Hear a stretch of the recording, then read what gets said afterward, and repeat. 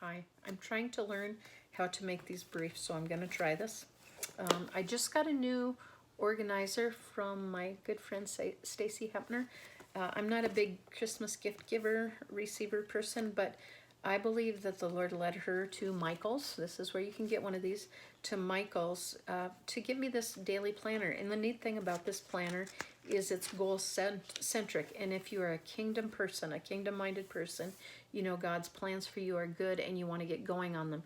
You don't want to stand there on the dock waiting for your ship to come in when you're supposed to get in the boat that's tied to the dock and get on out there so you can hop out of the boat on the miraculous things He wants to do for your life. So this has like a monthly vision board. You fill it out and then it gives you planning steps and even daily routine so you actually act on the things you're supposed to do.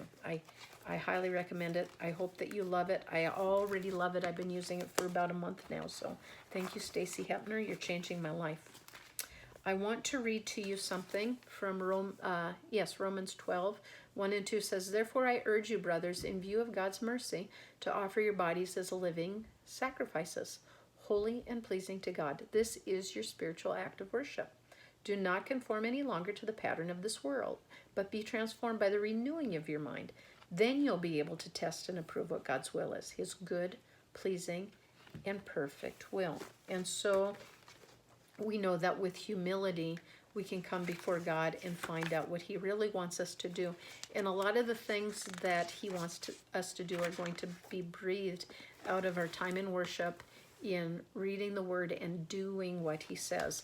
And so today I've been using my dailies for recording the verses that the Lord shows me. So today's verses are really pointed toward obedience. And Jesus says, "Therefore, everyone who hears these words of mine and puts them into practice is like a wise man who built his house upon a rock." So it's the actual doing of the word that makes this happen. And then in James 1:22, it says, "Do not merely listen to the word and so deceive yourselves. Do what it says." So if God is telling you, hey, your act of worship here, this is make your life a living sacrifice to me. And if He says very specifically, hey, don't conform yourself to the world, rather be transformed by the renewing of your mind, reading your Bible and doing it, then he is underscoring His very deep vested interest in you personally and in what He wants to do in you, for you. He loves you and wants to bless you.